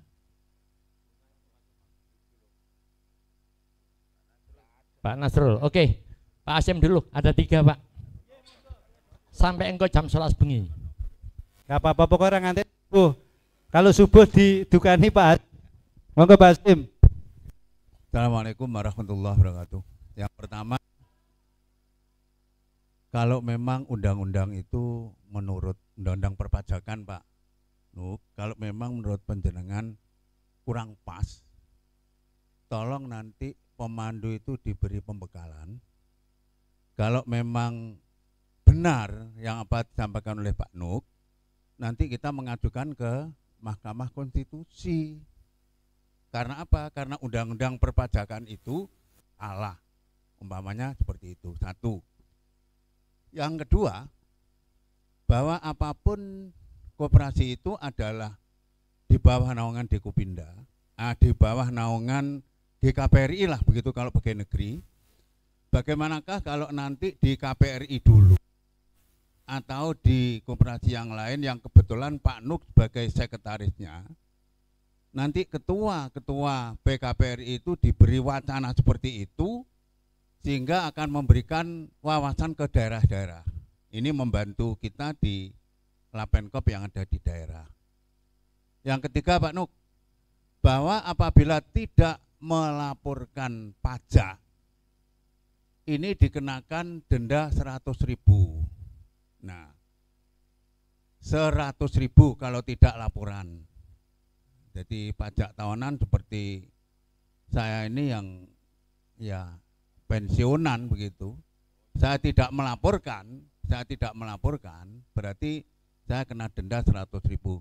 Itu dasarnya apa Pak Nuk?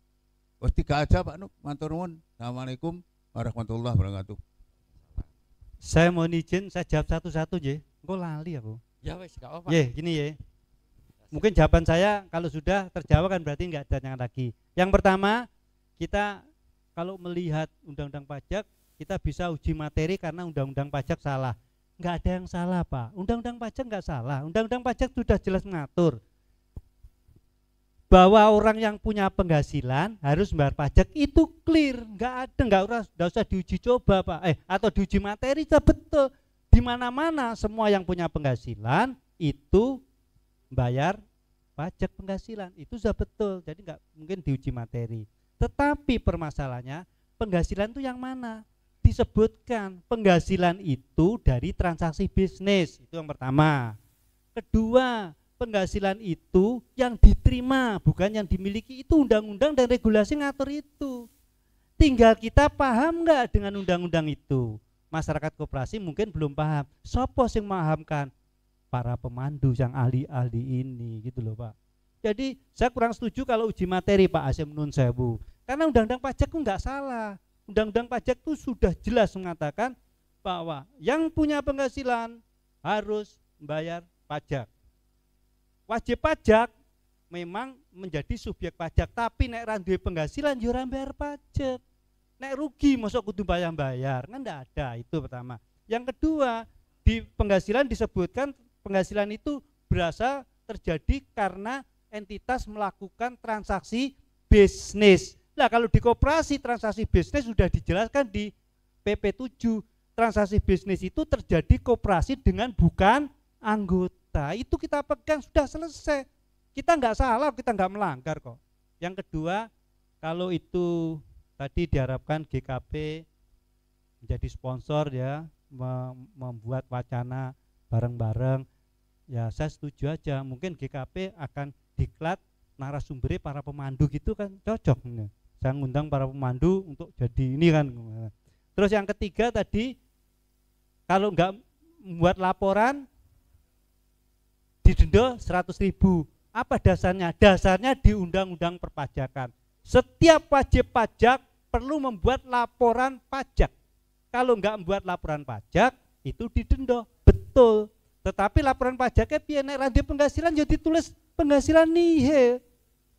Yang penting kita membuat laporan. Laporan itu tidak harus penghasilannya 1 juta, 10 juta sing enek. Enggak perlu. Kalau memang nihil ya nihil. Sekarang juga kalau kita mau jujur, laporan SPT itu kalau enggak membuat laporan memang didenda, itu betul, saya setuju. Nah, tetapi di SPT pun bisa dilaporkan kalau rugi, katakan rugi. Ada. Saya boleh tunjukkan nanti. Saya juga punya ada laporan SPT sebuah badan usaha, di situ disebutkan penghasilan sekian, beban sekian, SHU-nya minus, ada. Enggak apa-apa. Apa harus badi kan enggak. Itu aja Mas Amil, monggo yang lain. Oke, semoga Pak Asim nggak puas. Ya, kan gitu. Lo temenan. Nggak apa-apa.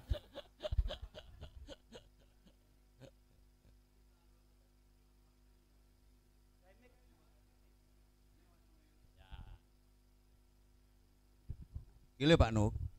Jadi apapun yang menurut pegawai pajak, ini karena pajak itu pegawai pajak itu menangnya di undang-undang. Iya, betul. Nah, karena begitulah sehingga dia wewenang untuk ya datang ke koperasi. Iya. Nah, biasanya kalau tidak sesuai apa yang disampaikan oleh Pak Nuk antara ya transaksi tadi seperti yang kita lakukan di koperasi itu ada multi usaha. Iya. Ada yang transaksi bisnis umpamanya punya toko. Iya. Kan bisnis Pak ya. Iya, betul. Sehingga di sanalah pajak itu akan masuk ke sana. Betul. Akan masuk ke sana. Sehingga kalau sudah masuk ke koperasi itu orek-orek sing gak-gak Pak. Itu orang pajak seperti itulah. Ya maaf ini seperti itu. Oleh karena itu sehingga apapun yang wacana dari Pak Nuk yang mungkin itu baru bagi kita, mungkin ini mohon nanti di share atau disampaikan ke pemandu, kemudian lewat koperasi-koperasi atau GKPRI lah monggo itu sehingga akan ke bawah ke koperasi-koperasi yang ada di kabupaten. Terima kasih Pak itu. Siap Pak. Tetapi saya ingin ralat sedikit. Itu bukan wacana yang saya sampaikan. Itu ketentuan pembukuan yang rigid yang harus kita laksakan. Jadi itu bukan wacana Pak. Ini bukan wacana. SHK Etap itu bukan wacana, memang harus gitu. Dan lain-lain. Jadi ini bukan wacana tapi saya menyampaikan sesuatu yang mestinya harus kita lakukan yang saat ini belum kita lakukan. Kita bukan mau melanggar undang-undang, enggak. Semua yang saya sampaikan itu ada dasar hukumnya. Iya Pak Soleh, siap. Sebentar. Pak Anto. Antri Pak, enek antri nih. Monggo. Sini sudah duluan daftar jenengan mau nyerobot. Bunda aja mau ngomong juga kok. Anak Soleh kan mesti antri ya. Monggo. Terima kasih Pak. Ada 3 Pak dari saya. Yang pertama adalah mindset dari gerakan koperasi itu adalah masih SAU besar itu masih bentuk kesuksesan. Padahal menurut Pak Nuk tadi bahwa anggota itu bukan pasar atau bukan objek. Tapi kenyataannya bahwa dengan SAU besar dianggap sukses. SAU itu dari mana? Tentunya kan dari penghasilan, dianggapnya seperti itu. Akhirnya anggota dijadikan objek untuk menghasilkan SAU yang besar. Itu yang pertama. Yang kedua, tujuan koperasi adalah meningkatkan kesejahteraan anggota. Tapi nyatanya tolak ukur dari kebesaran koperasi adalah aset koperasinya yang dihitung, bukan aset anggota. Jadi menurut Pak Anu ini yang harus dibetulkan tuh yang mana? Apa pembinanya, apa anggotanya, apa bagaimana? Yang ketiga Pak, betul katanya Pak yang di belakang bahwa perlu sosialisasi ke bawah, khususnya yang Pak Anu katakan tentang laporan keuangan yang benar seperti yang virtual yang pernah Pak Nuh lakukan itu hampir sama dengan ini saya ikuti tentang simpanan pembiayaan ini Pak. Jadi apakah simpanan pembiayaan ini per orang itu berbeda berarti Pak ya nanti simpanan pembiayaan yang dari jasa itu diubah ke simpanan pembiayaan itu perhitungannya seperti apa? Berarti per orang atau per anggota beda Pak ya karena ada yang dikembalikan. Terima kasih Pak Nuh. Tentang ini Pak, SAU yang mindset dari gerakan. Jadi saya ingin kembalikan ini kan kita pemandu ini kan kewajibannya mencerdaskan koperasi kan. Di undang-undang kalau nggak salah di pasal 25 atau 17 kalau salah mohon dikoreksi disebutkan SHU itu dihitung dari pendapatan dikurangi biaya kan begitu, itu namanya SHU. Sekarang permasalahannya pendapatan koperasi dari mana? Dari anggota, iku sing kleru. Jadi undang-undang nggak salah, undang-undang mengatakan namanya SHU kalau di swasta atau di luar koperasi namanya laba rugi, kita kan mengenal SHU, undang. Nah, SHU itu dihitung dari pendapatan dikurangi biaya. Pendapatan koperasi dari mana? Pendapatan koperasi dari transaksi bisnis koperasi. Ini berlaku umum. Nah, transaksi bisnis koperasi itu transaksi koperasi dengan bukan anggota. Lah sekarang kalau misalnya di pembukuan kita nggak ada transaksi dengan bukan anggota, jadi pendapatannya kan kosong. Ya kita laporkan nihil, kita nggak biasa jujur sebetulnya. Kita itu nggak pernah jujur dengan kondisi kita. Panjen kalau mau jujur di koreksi akuntansi, pendapatan, panjen laporkan pendapatan. Terus ditanya, Pak sumbernya dari mana? Anu Pak, dari anggota. Anggota siapa? Pemilik. Loh, pemilik kok diakui sebagai pendapatan nggak salah? Iya nih panjen dijawab begitu. Jadi nggak salah. Undang-undang tidak perlu disalahkan. Undang-undang sudah betul. SHU adalah pendapatan dikurangi beban. Nah, pendapatan itu ketika kita membuka pendapatan ada ketentuan regulasi, ada ketentuan standar akuntansi maupun ada ketentuan penalaran logika yang harus kita pakai. Pendapatan itu bukan dari diri sendiri, jelas. Yang kedua, pendapatan itu dari transaksi bisnis. Nah, sekarang ketika kita membukukan pendapatan di koperasi kita akan tanya, iku sumbernya saka di bisnis apa pelayanan? Nah, itu jawab dulu. Nah, berarti salah sudah pembukuannya kan? Yang kedua, sumbernya dari mana? Dari pemilik atau bukan pemilik? Nah, wis salah nih. Nek ujian ra lulus. Ujian akuntansi enggak lulus. Nggih, Pak Soleh. Iya, itu. Terus yang kedua tadi, Pak?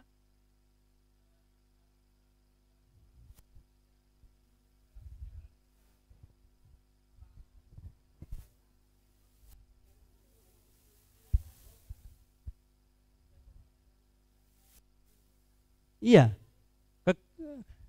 Jadi saya setuju, kita clear ya. Koperasi itu meningkatkan kesejahteraan anggota. Nah, yang mensejahterakan kan anggota kan koperasi. Koperasi yang mensejahterakan itu kan kumpulan orang. Nah, sekarang saya ingin pertanyaannya sederhana. Koperasi yang bisa mensejahterakan anggotanya tentunya koperasi yang besar. Nah, koperasi besar itu modalnya besar. Modal besar itu dari mana? Dari anggotanya. Saya lihat SBW, Pak. SBW itu anggotanya SBW ada 9. Malang atau dua-dua SBW? Apa? SBW dua-duanya. SBW dua-duanya itu modalnya besar, tapi dari anggotanya. Hanya sayangnya, saya sudah kondisinya, beliau-beliau ini masih membuat yang setoran anggota besar itu diakui sebagai penghasilan koperasi, walaupun sudah mulai dibagi loro. Ya ben rodok betul BST ya. BST supaya pajaknya ra gede, sebagian dadekne simpanan, itu sebetulnya tidak konsisten. Namanya akuntansi harus konsisten. Ana wonge lho, Pak. Iya itu. Karena saya berdiskusi lama dengan Bu Esti. Beliau kan guru saya ini, Bu Esti ini, kan gitu. Yang terakhir, Pak. Jadi siapa yang salah? Pembinane apa koperasi ini dan lain kan sing salah yang tidak melaksanakan ketentuan ini. Kalau yang tidak melaksanakan ketentuan koperasi berarti sing salah koperasi. Kalau yang tidak melaksanakan pembinaannya sing nggak bener. Gitu aja. Pengurusnya sing nggak bener. Makanya kalau saya misalnya jadi anggotanya Besti, non saya Besti ya ini Kuyon. Saya tahu di laporan keuangannya sumber pendapatan setoran anggota sekian. Kalau anggota yang protes Besti, Pak, menurut ketentuan undang-undang perpajakan, SHK, etap dan lain-lain, bahwa sumber yang dari anggota tidak boleh diakui sebagai penghasilan. Kok ini diakui sebagai penghasilan? Saya nggak mau menerima laporan keuangan ini. Gimana Besti? Karena anggotanya betul punya prinsip. Piye nek ngono? Nah, terus jawabannya Besti, lah wis didok ning gone rapat anggota. Lah rapat anggota nih saya nggak bener. Lah betul, gini Bu, gini, sebentar saya teruskan ya. Oh iya. Ini untuk semuanya. SHU itu sebetulnya kan dibagikan pada anggota, dan SHU itu sebetulnya sumbernya kan uangnya sendiri. Ya. Nah, sekarang tadi saya ingin sampaikan pembukuannya sekarang. Dari anggota itu untuk pembiayaan itu tidak diakui sebagai penghasilan karena ada ketentuan akuntansinya gitu.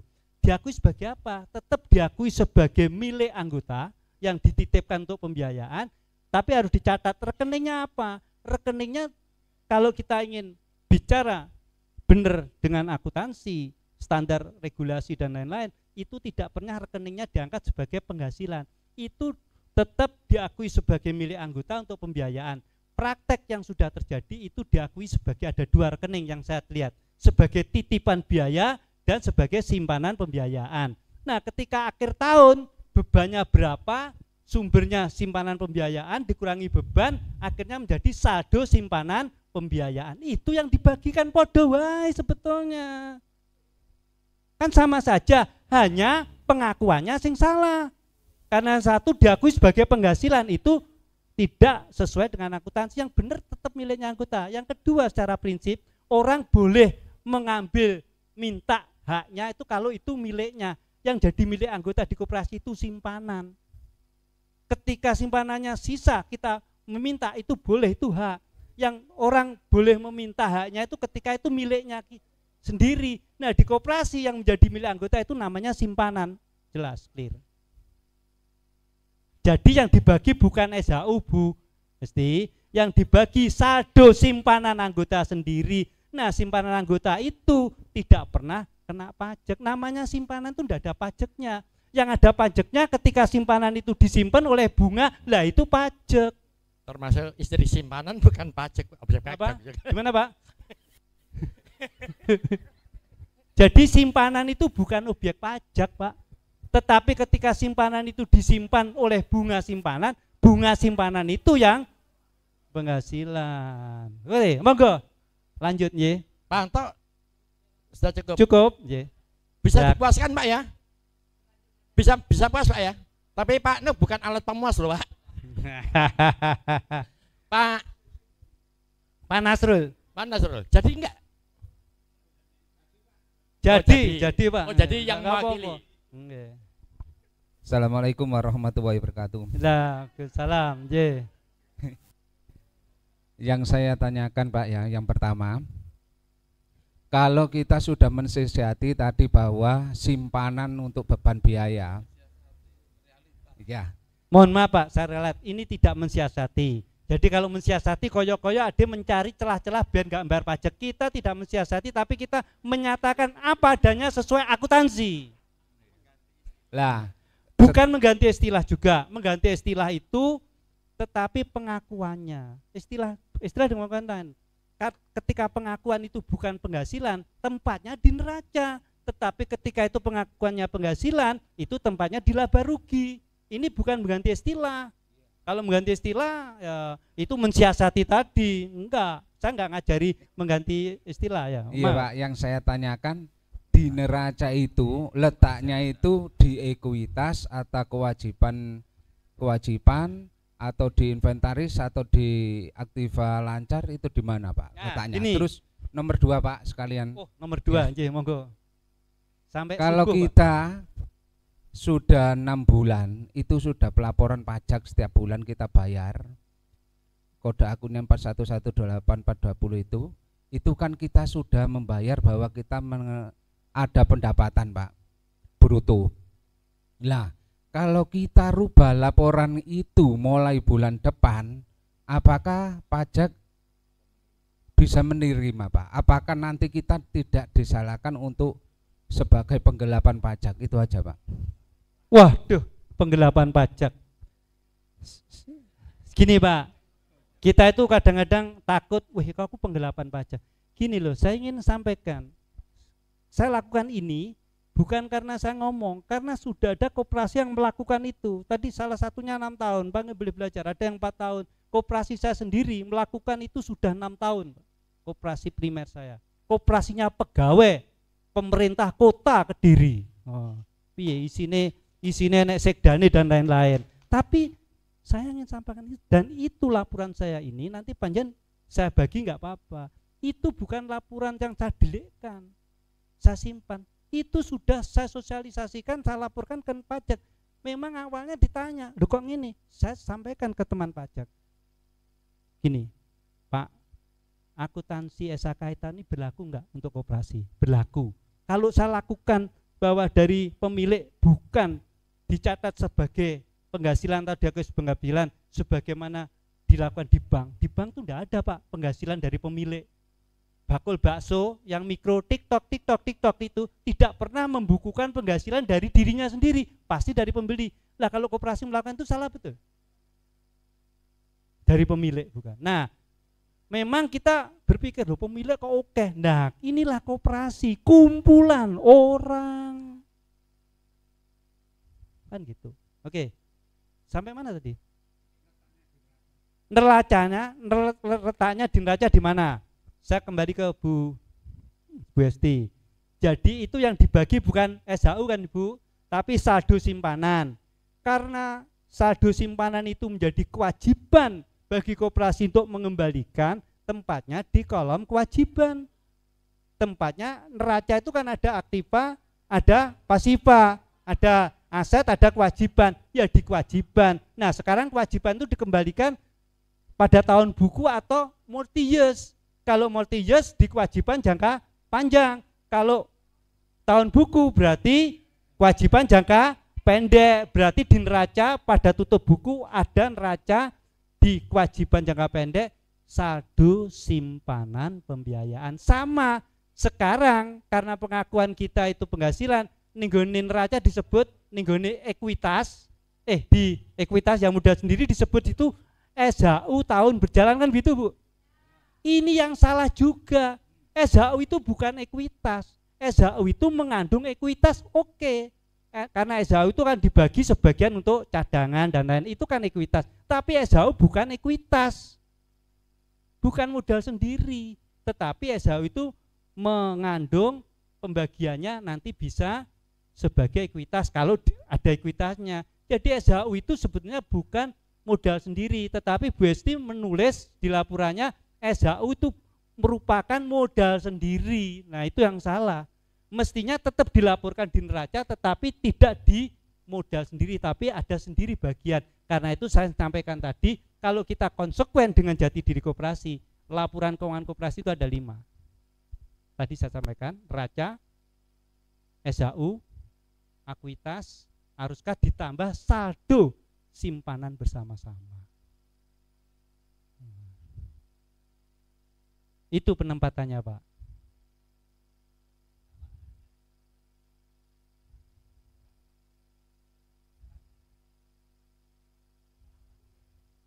Betul Pak.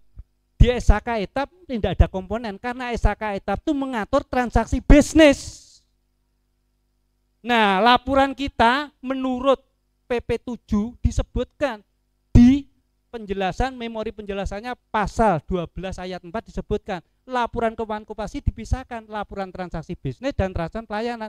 Di transaksi bisnisnya memang ada laba rugi, itu pakai SHK etap, tapi di pelayanan enggak ada.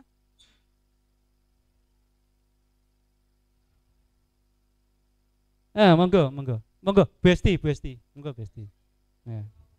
Iya, ini kan guru saya, jadi saya ingin diskusi. Rupanya seru juga ini ya. Enggak apa-apa. Makanya saya disuruh Pak tampil yang terakhir. Oke, Iya, nyun sewu Bapak Ibu. Ini monggo. malam-malam jadinya kita jadi apa tuh namanya sharing nggih. Jadi enggak apa-apa Besti, monggo. Waktunya istirahat. Jangan lupa tapi besok jam 6 pagi kita olahraga loh. Siap. Ya. Ini tadi sebetulnya kebalik Bapak Ibu. Jadi Pak Nu ini yang guru saya. Gitu, saya yang belajar karena kebetulan diskusi ini kami sudah pernah lakukan, kami mengundang Pak Nuk dan pengurus dari koperasi tempat Pak Nuk untuk sharing knowledge dengan koperasi kami gitu. Juga ketemu dengan pengurus pengawas. Yang dipikirkan dari kami sama dengan Bapak Ibu sekalian malam ini gitu. Jadi karena selama ini koperasi kami sudah terpola menggunakan saetap. Otomatis pengakuan penerimaan setoran, bukan jasa nggih, penerimaan setoran dari anggota itu kami akui memang sebagai pendapatan Pak. Nyun sewu, kalau saya jujur, kebetulan di setiap tahun itu kan SBW Malang itu sudah kena wajib pajak kurang lebih 1 M gitu. Nah setelah Pak Nuk rawuh itu kita pingin mengeterapkan seperti yang disampaikan Pak Nuk. Cuman kami agak riskan dengan bagian pajak AO-nya. Kami juga sudah konsultasi, laporan keuangan kami tidak ditengok Pak. Ya. Jadi cuman Jadi jadi kami sudah buat laporan keuangan, masih sharing di tataran sharing, pelan-pelan Ibu Ketua Umum juga sepakat dengan yang disampaikan Pak Nuk dan mintanya SBW mengeterapkan pola itu. Cuman akhirnya menjadi catatan dari pajak karena di tempat kami itu omset SP sudah tercatat, omset retail sudah tercatat. Ya, pajak sudah mendapatkan penghasilan tetap dari koperasi kami dalam setahun itu sekian gitu loh. Nah kalau mau hilang kayaknya golek-golek coro gitu Pak. Nah karena ketika sudah mulai mendekati golek-golek coro ini, yang kami agak khawatir salah satunya adalah di toko kami itu dikoreksi omset 4 tahun ke belakang. Konsekuensinya sampai ke sana. Nah, maka sementara selama ini pajak juga tidak mengenalkan bentuk pelayanan transaksi kepada anggota seperti yang dijelaskan Pak Nuk itu. Taunya ketika auditor independen datang kami harus menggunakan saetap Pak. Ngaten. Sehingga dilematis itu yang akhirnya Bu Ketum memutuskan di kami sementara jalan dulu dengan formasi saetap. Nah, ini loh Pak, jalan tengahnya kalau kita mau bergeser ke arahnya koperasinya Pak Nuk itu bagaimana mediasinya dengan pajak dan lain-lain. Ngaten, matur nuwun Pak. Baik, jadi begini Bu, yang pertama saya berani pasang badan. Misalnya panjenengan karena dari anggota tidak diakui sebagai penghasilan menjadi penggelapan. Tidak ada penggelapan. Yang namanya penggelapan itu ada uangnya didelik, nih itu penggelapan. Sepanjang akuntansi panjang benar. Jadi dari anggota masuk 1 juta. Sesuai ketentuan SKTAP, ini nun sewu Bu, ini tidak saling salah menyala. Memang auditor panjenengan pakai SKTAP, tetapi kinerja ini kok nggak dipakai. Nah, ini kan SKTAP yang saya sampaikan tadi. Ada. Kalau kita konsekuen dengan SKTAP, tidak ada penghasilan. Dan SKTAP itu dipakai oleh bank juga. Di bank itu karena SKTAP nggak ada setoran pemilik diakui sebagai penghasilan. Saya ingin tahu kalau ada akuntansinya gitu. Saya sudah mempelajari berbagai neraca perbankan, Pak. Saya studi di situ nggak ada memang. Setoran dari pemilik itu paling diakui pertama sebagai modal store. Kalau kita simpan wajib pokok. Yang kedua, kalau itu tidak penghasilan tapi tidak mau diakui sebagai modal store karena mungkin ditarik kembali, itu dicatat sebagai simpanan pemilik, nggak masalah. Tetapi nggak ada penghasilan bank itu dari pemiliknya. Nah, kenapa kita kok nggak boleh? Kan nggak adil ini. Ini kan diskriminasi, memeras koperasi sebetulnya. Karena memberlakukan tidak adil kewajiban perpajakan pada koperasi. Tetapi kita harus fair, pembukaan kita benar apa enggak. Nah, itu. Nah, dan saya ingin mencoba sampaikan tadi, itu sudah saya praktekkan secara real, tidak tertutup, sudah sampai kemana-mana laporan saya, teman-teman pajak sudah. Nah, terus yang kedua, saya di beberapa tempat itu menjelaskan ini bersama teman-teman pajak. Saya oleh rumah koperasi kita yang channelnya itu masih fit di belakang itu, saya diminta mengungkapkan dan itu didengarkan semua. Kalau salah saya mesti dipanggil. Itu didengarkan banyak orang Pak, YouTube saya. Saya lihat di tempatnya, saya bukan channelnya ya yang milik itu. Saya lihat di sana itu ada 2000 yang membaca. Yang baca termasuk teman pajak yang saya pernah ditelepon, oh apa ya, saya bilang salah apa benar? Ya memang akuntansinya gitu. Makanya waktu di Pasuruan saya sempat diskusi, dia protes, jangan saya yang disalahkan Pak Nuk. Saya ini menetapkan pajak itu berdasarkan SPT yang dibuat BSD. oleh BSD dikatakan di situ penghasilan sekian miliar, tak pajeki sekian persen, kan harus bener. Lah perkara penghasilan itu kalau BSD itu jane duduk objek penghasilan dibenerkan, itu bukan salah saya. Nek pengen dibenerkan ya akuntansi koperasi dibenerkan. Saya bilang, tolong saya diajari akuntansi koperasi. Saya orang pajak, saya nggak ngerti akuntansi koperasi. Ya teman-teman koperasi sendiri yang akuntansi. Sepanjang prinsipnya dipegang, oke, kan gitu. Matur nuwun, monggo. Bagaimana? Dilanjut? Terakhir ya. Anak soleh terakhir. Ya. Ya, terima kasih Pak Nuk. Ketika kita mendengar akuntansi berjati diri ini, ya setahu saya jati diri ini kan jati diri kita Pak, sebagai pelaku koperasi. Termasuk nanti bagaimana cara menyusun keuangannya juga akan sesuai dengan jati diri kita.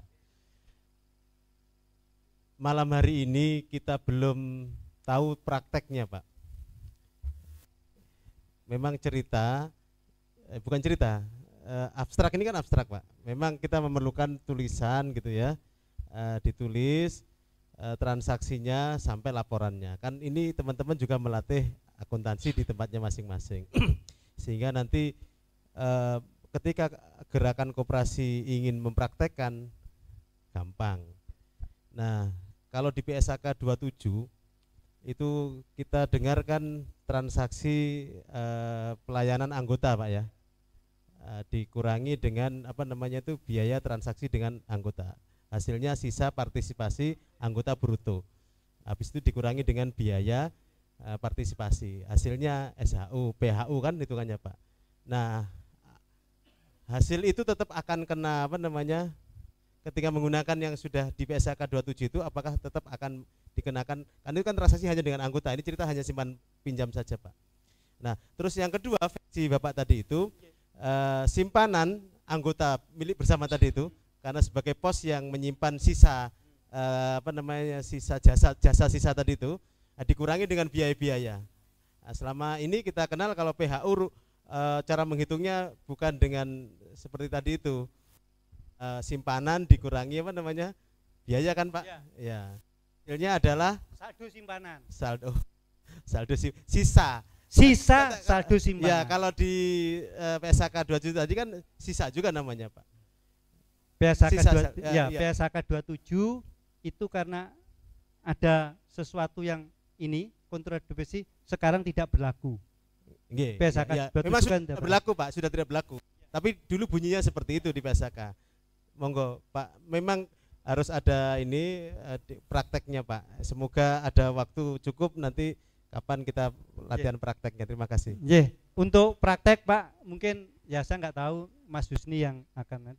Saya akan share bukti atau laporan keuangan yang sudah melakukan ini.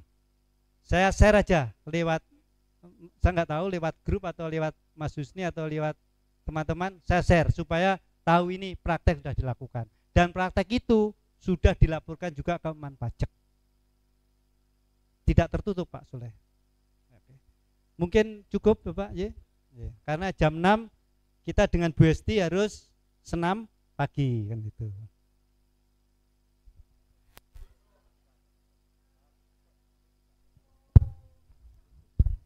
Cukup Pak Dek. Oke. Kita berikan aplaus untuk Pak Nugroho.